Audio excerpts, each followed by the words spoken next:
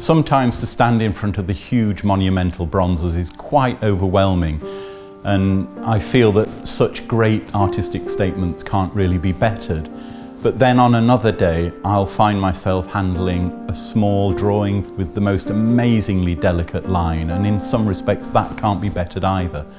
So I think the wonderful thing about Moore's work is not just how strong it is, but the different ways that it comes into existence and the remarkable ways that all those works interrelate and interact.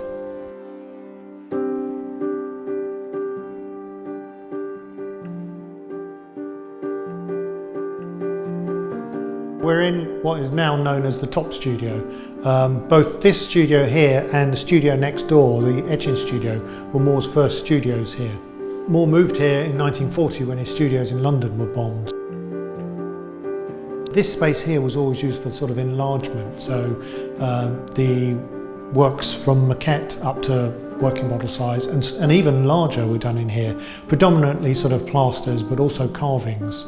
There's a doorway here where Moore could work on pieces, then wheel them outside and work on them in natural light as well.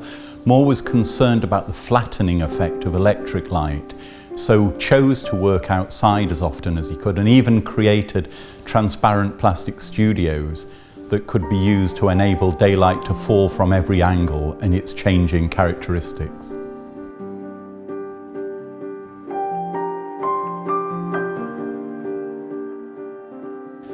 So at the moment we're in the Born Maquette studio. This was Moore's studio from about 1970, where he made mostly the small handheld maquettes. He developed his ideas. He sat in this chair, he worked on little plasters, he worked on plasticine objects, he worked on clay objects, all kinds of different things he was playing about with. So he was making ideas, but he was making small sculptures. But it wasn't only that. It was like a library of forms, so he collected objects and they were all stored here on the floor amongst the sculptures that he was making. So they were having conversations in themselves. This was a purpose-built studio. We have natural light, top lit, so Moore could have great natural light so he could work on his sculptures all the time. The space is divided into two spaces, so we have this space that we're in at the moment, which is just for the maquettes. And then we have another side, which is part of the same studio, but it's a separate space. And that was used for making our 2 to 3 foot sculptures, our working models. So they were used for enlargement. It's very interesting to read Moore's words and listen to his interviews when he speaks about form. He particularly felt it crucial to handle objects.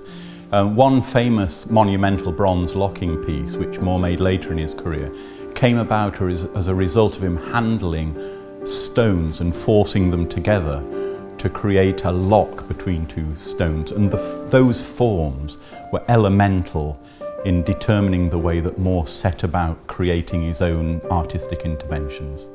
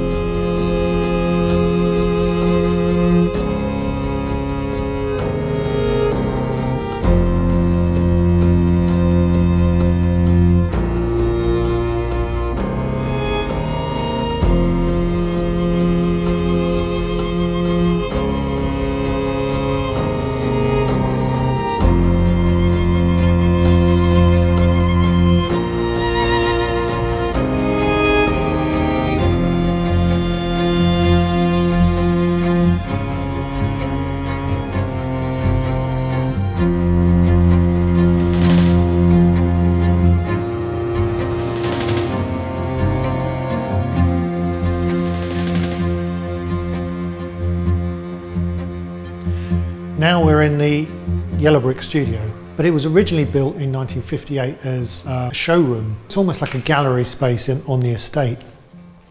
But it functioned in many other ways as well. It later became known as the carving studio. Moore used to make some of the later Elmwood carvings in here. So as we walk through the space, you start to see a myriad of plaster working models, but also things that weren't finished. So we've got things that Moore was still working on when he died in '86, and everything stopped. So there are things still here on display that weren't finished. Primarily, we want as many people as possible to understand Moore's relevance to the development of 20th century art, to the history of sculpture. Of course, touring large bronze sculptures around the world technically can be challenging. They're very heavy, but at the same time they have very fragile surfaces. We have a wonderful team of sculpture conservators working with us at Perry Green, and they're highly trained in the manoeuvring of these large and potentially dangerous objects into museum contexts. When I first started, it was really all about Henry Moore. You just see Henry Moore. And I think that's really important with what we show. We show people things that they don't normally see. We try and bring different media. If you brought just one exhibition of bronzes of the same size, same colour, you'd get one view of Moore. But there's so much more than that.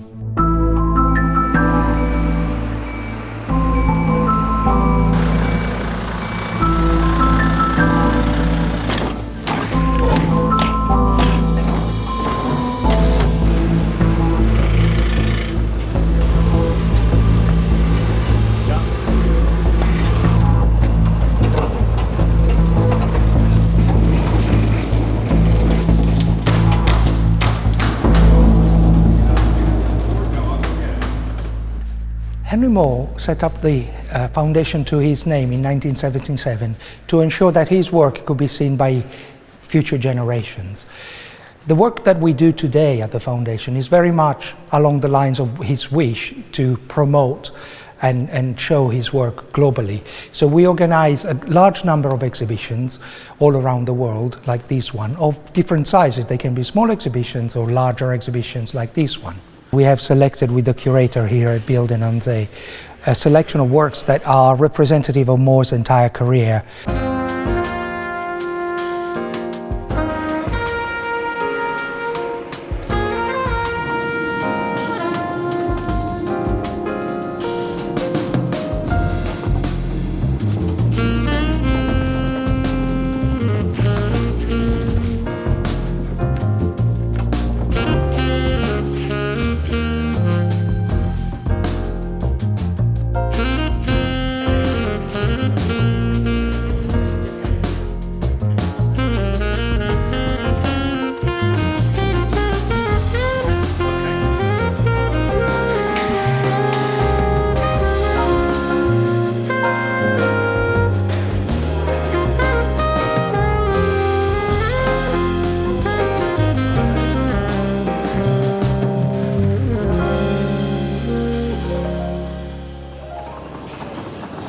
One of the interesting things that we have whenever we move sculptures from their environment outside or even in the studios is that if you're moving something from outside to inside, you're dealing with a different environment. Within that different environment, you have many different challenges. We have to treat the surface in a different way. If we've got the works outside, they're very, very strong and they interact with the environment. So we have this kind of relaxed, protected surface. If we're bringing something inside to a gallery space, we treat it as though it's more precious. So you tend to have a higher finish on things inside a gallery, which is an interesting way of looking at something. People think a sculpture is a sculpture. It becomes more than that. They have their own characters.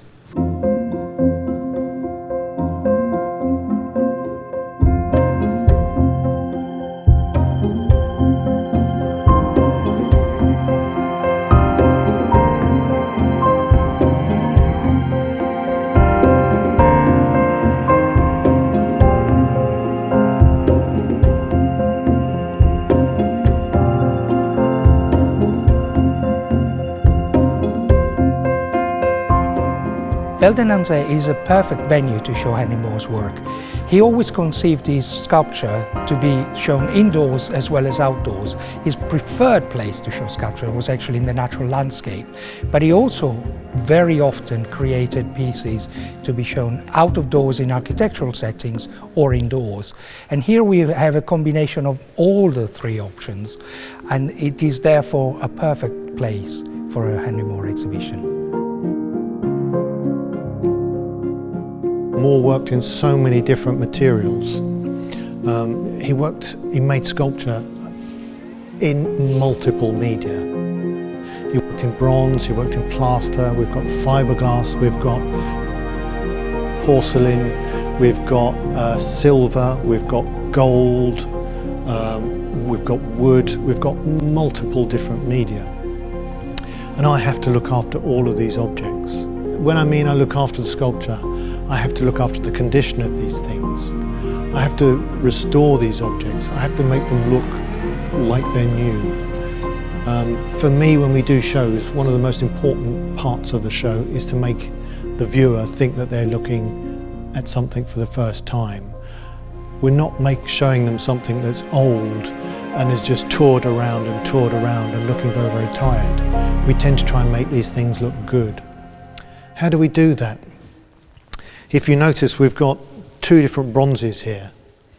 Moore would colour these bronzes, or he'd have the foundry colour these bronzes in different materials, in different chemicals. So for instance, we have the piece on my left here, Architectural Project, which has given a warm golden brown colour by applying ferric nitrate cold and also hot, and then working the surface. It's really important working back through things. We have an interaction, we have a relationship, and it's how you have that relationship with these objects. It's the understanding of how the work was put together, understanding how the chemicals were put on. There are recipes, of course there are recipes, but it's not just about recipes. Moore used predominantly three foundries. He used them for different things. They all had different skill sets.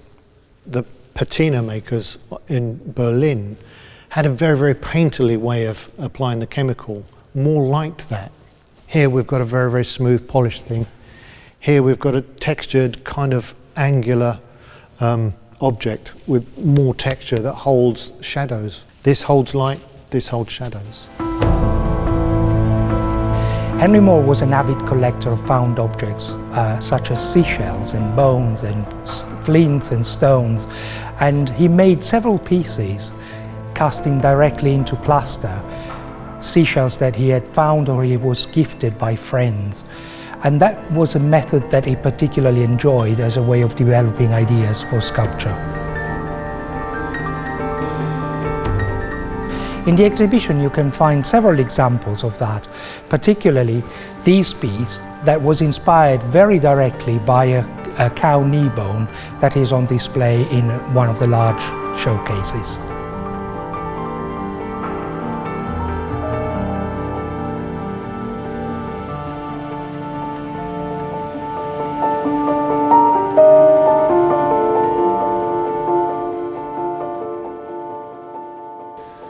All of these objects are given a wax coating. Wax is really important. It's a beeswax based product. It's a moisturizer for the sculpture in many different ways. If nothing was done with these, they would dry out, the patina would change.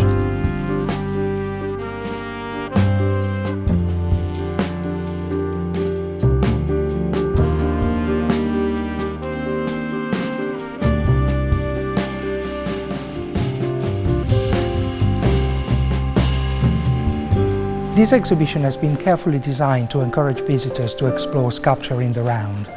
All our showcases or our sightlines have been devised to encourage people to explore sculpture, to walk around it, and to look at connections between sculptures of a different kind, different materials, different languages, different periods.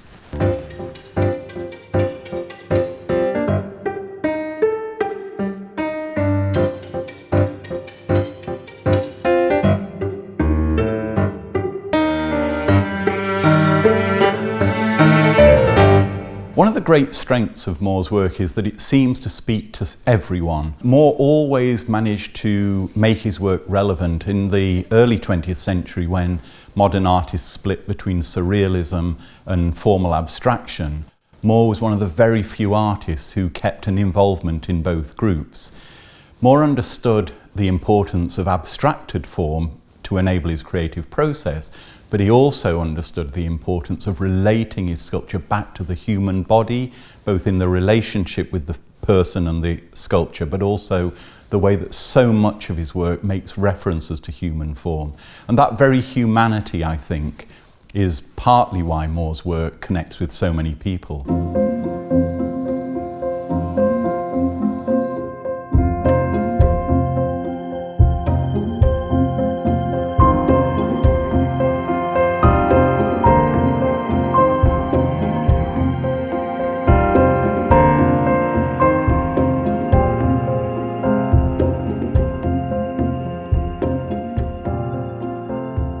En Henry wist dat. Henry wist dat creativiteit geen grenzen kent en niet alles te vinden is in boeken en dat je alles kan vinden zonder te zoeken en de beste manier om te ontdekken vaak gewoon het doen is. Al dat nodig is soms een wandeling dat uitnodigt tot verwondering en zonder voorschetsen trouw blijven aan het materiaal. Alles is er al.